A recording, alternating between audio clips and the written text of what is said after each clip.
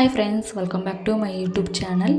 ನಾನಿಲ್ಲಿ ಆಸ್ಪತ್ರೆಗೆ ಬಂದಿದ್ದೀನಿ. ಸ್ವಲ್ಪ ಮೆಡಿಸನ್ ಬೇಕಾಗಿತ್ತು ನನಗೆ. ಸೊ ತಗೊಳ್ಳಿಕ್ಕೆ ಬಂದಿದ್ದೀನಿ.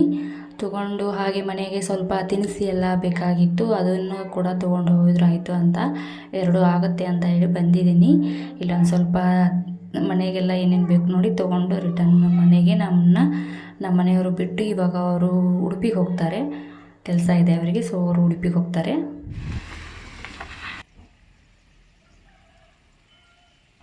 ನಮ್ಮ ಮನೆಯವರು ಹೋದ್ರು ಇವಾಗ. ಇಲ್ಲಿ ನೋಡಿ ನಮ್ಮನೆಲ್ಲ ಯಾವ ಥರ ಆಗಿದೆ ಅಂತ. ಮಳೆ ಆಗಿ ಆಗಿ ಆಗಿ ಫುಲ್ಲು ಕಾಂಕ್ರೀಟ್ ಎಲ್ಲ ಕಿತ್ತೋಗಿದೆ ನೋಡಿ. ನಮ್ಮ ಸ್ವೀಟಿ ಏನು ಮಾಡ್ತಿದ್ದಾಳೋ ಗೊತ್ತಿಲ್ಲ. ಅಮ್ಮನೊಟ್ಟಿಗೆ ಕೊಟ್ಟಿದ್ದೆ ಅವಳನ್ನ ಆಗಲೇ. ಹಾಗೆ ಇಲ್ಲಿ ಕರ್ಜಿಕಾಯಿ ಮಾಡ್ತಾಯಿದ್ದೀವಿ. ಮಾಡಿ ಲಾಸ್ಟಿಗೆ ಇಲ್ಲಿ ಕರಿತಾ ಇದ್ದೀವಿ. ನಾಳೆ ನಮಗೆ ಊರಿಗೆ ಹೋಗ್ಲಿಕ್ಕಿದೆ ತವರು ಮನೆಗೆ. ಸೊ ಹಾಗಾಗಿ ಕರ್ಜಿಕಾಯಿನ ಮಾಡ್ತಾಯಿದ್ದೀವಿ. ಹಾಗೆ ಹೊಸಬರು ಯಾರಾದರೂ ನನ್ನ ವೀಡಿಯೋ ನೋಡ್ತಾ ಇದ್ದರೆ ಪ್ಲೀಸ್ ನೀವು ಸಬ್ಸ್ಕ್ರೈಬ್ ಮಾಡ್ಕೊಂಡು ನೋಡಿ. ನೀವು ಸಬ್ಸ್ಕ್ರೈಬ್ ಮಾಡೋದ್ರಿಂದ ನಾನು ಮಾಡುವಂಥ ವೀಡಿಯೋದು ಫಸ್ಟ್ ನೋಟಿಫಿಕೇಷನ್ ನಿಮಗೆ ಸಿಗುತ್ತೆ. ನಾನು ಯಾವುದೇ ಒಂದು ವೀಡಿಯೋನ ಅಪ್ಲೋಡ್ ಮಾಡಿದ ತಕ್ಷಣ ನೀವು ನನ್ನ ವೀಡಿಯೋನ ವಾಚ್ ಮಾಡ್ಬೋದು. ಸೊ ಇಲ್ಲಿ ಕರ್ಜಿಕಾಯಿಯನ್ನು ಬೇಯಿಸಿ ಅಂದರೆ ಕರೆದುಬಿಟ್ಟು ಎಣ್ಣೆಯಲ್ಲಿ ಕರೆದು ಒಂದು ಕಡೆ ಹಾಕ್ತಾಯಿದ್ದೀನಿ ನೋಡಿ. ಎಷ್ಟು ಚೆನ್ನಾಗಿ ಬಂದಿದೆ ಕರ್ಜಿಕಾಯಿ ಅಂತೇಳಿ ಮಾಡ್ತಾಯಿದ್ದೀವಿ. ನಾಳೆ ನಮಗೆ ಬೆಳಗ್ಗೆ ಹೋಗಬೇಕು ಊರಿಗೆ. ಸೊ ಅದಕ್ಕೋಸ್ಕರ ಇವತ್ತು ನೈಟೇ ಕರ್ಜಿಕಾಯಿಯನ್ನು ಮಾಡ್ತಾಯಿದ್ದೀವಿ.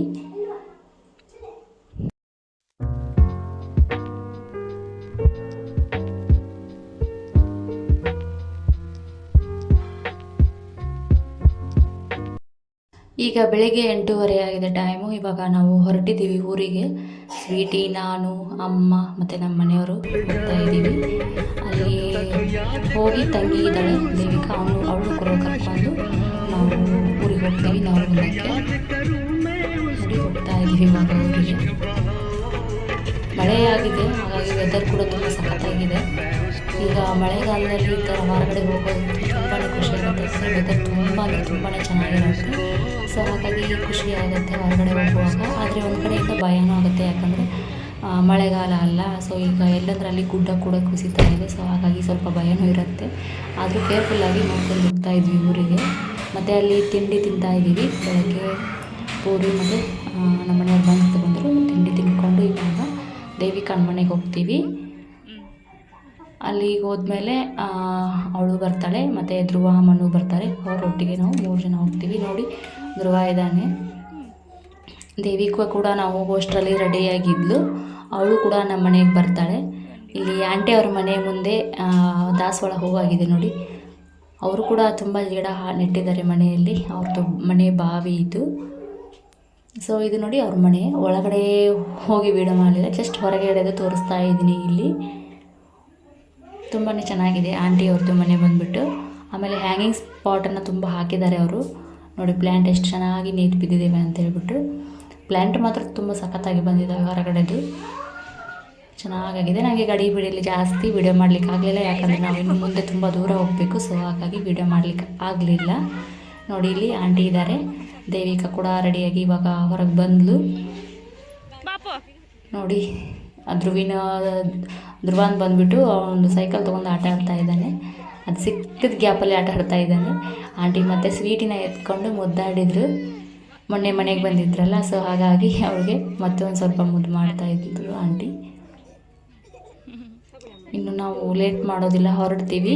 ತುಂಬ ಟೈಮ್ ಇಲ್ಲೇ ನಿಂತುಬಿಟ್ರೆ ನಮಗೆ ಮತ್ತು ನವಲಗುಂದಕ್ಕೆ ಇನ್ನೂ ದೂರ ಹೋಗಬೇಕಲ್ಲ ಉಡುಪಿಯಿಂದ. ಸೊ ಹಾಗಾಗಿ ಇನ್ನೂ ದೂರ ಆಗುತ್ತೆ. ಅದಕ್ಕೋಸ್ಕರ ಬೇಗ ಹೊರಡೋಣ ಅಂತ. ಅಲ್ಲಿ ಕೂಡ ಟೈಮ್ ವೇಸ್ಟ್ ಮಾಡಲಿಲ್ಲ ಜಾಸ್ತಿ. ಸೊ ಇವಾಗ ರಿಟರ್ನ್ ಪಟ್ಟ ಬಂದು ನಾವು ಬರೋ ಅಷ್ಟರಲ್ಲಿ ಅವರು ಕೂಡ ರೆಡಿಯಾಗಿದ್ದರು. ಇವಾಗ ಎಲ್ಲರೂ ಸೇರಿ ಹೋಗ್ತಾ ಇದ್ದೀವಿ ನವಲಗುಂದ.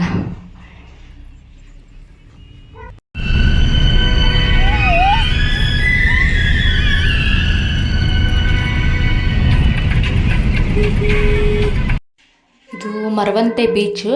ಸೊ ತುಂಬಾ ಚೆನ್ನಾಗಿದೆ. ಹೋಗಬೇಕಾದ್ರೆ ರೋಡಿಂದ ಹೋಗಬೇಕು, ತುಂಬ ಅಲೆ ಬರ್ತಾಯಿತ್ತು. ಇವಾಗ ಮಳೆ ತುಂಬ ಆಗಿರೋದ್ರಿಂದ ಅಲೆ ಕೂಡ ನೀರು ತುಂಬ ಜಾಸ್ತಿ ಇತ್ತು. ಆದರೆ ಧ್ರುವಿನೂ ಒಂದು ಸಲ ಹೋಗೋಣ ಅಂತ ಹೇಳ್ತಾ ಇದ್ದ.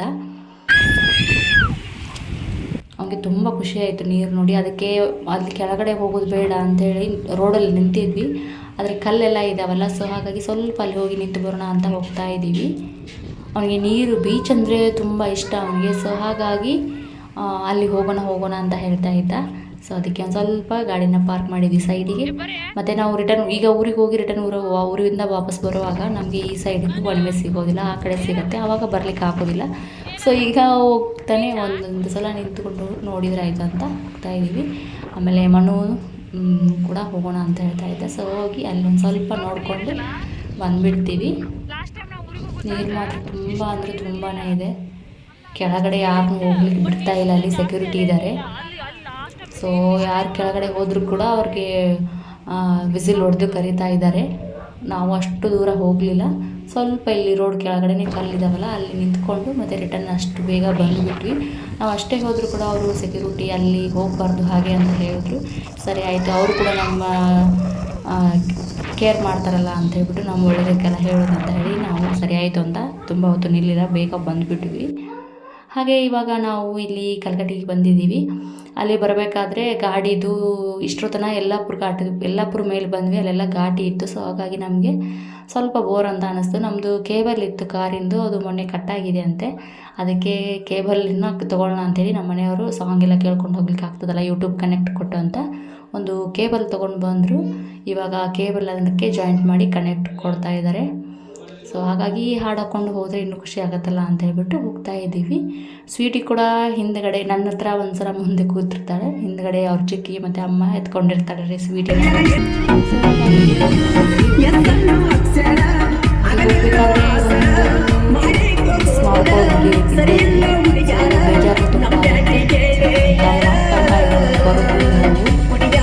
ನಾವು ಯಾವಾಗ ಊರಿಗೆ ಹೋದರೂ ಕೂಡ ಅವ್ನಿಗೆ ಅಷ್ಟು ಇಷ್ಟ ಆಗ್ತಿದ್ವಿ. ನಾವು ಪದೇ ಪದೇ ಫೋನ್ ಮಾಡಿ ಕೇಳೋದು ಈಗ ಎಲ್ಲಿದ್ದೀರಾ ಅಂತ ಹೇಳಿ ತುಂಬ ಫೋನ್ ಮಾಡ್ತಾಯಿದ್ದ. ಅವನಂತೂ ತುಂಬ ಮಿಸ್ ಮಾಡ್ಕೊಳ್ತೀವಿ ನಾವು, ಜೀವನದುದ್ದಕ್ಕೂ ಅವ್ನು ಮಿಸ್ ಮಾಡ್ಕೊಳ್ತಾನೆ ಇರ್ತೀವಿ. ಮತ್ತು ಇವಾಗ ಊರಿಗೆ ಬಂದ್ವಿ, ಇಲ್ಲಿ ಅಪ್ಪ ನಿಂತಿದ್ದಾರೆ ನೋಡಿ. ಮತ್ತು ನಾವು ನೋಡಿ ಬಂದು ಕೈ ಮಾಡಿ, ಇಲ್ಲಿ ಮಳೆ ಆಗಿದೆ. ಸೊ ಹಾಗಾಗಿ ಗಾಡಿನ ಸ್ವಲ್ಪ ಮೆಲ್ಲ ತೊಗೊಂಡು ಬನ್ನಿ ಅಂತ ಹೇಳಿದರು. ಮನೆಗೆ ಬಂದ್ವಿ. ಬಂದಾದಮೇಲೆ ಸ್ವೀಟಿನ ಎತ್ಕೊಂಡು ಸಣ್ಣ ತಂಗಿ ಬಂದಿದ್ದಾಳೆ, ಅವಳಂತೂ ಮುದ್ದು ಮಾಡಿದ್ದು ಸ್ವೀಟಿನ ನೋಡಿ. ಇಲ್ಲಿ ನಮ್ಮಮ್ಮ ಕೂತಿದ್ದಾರೆ.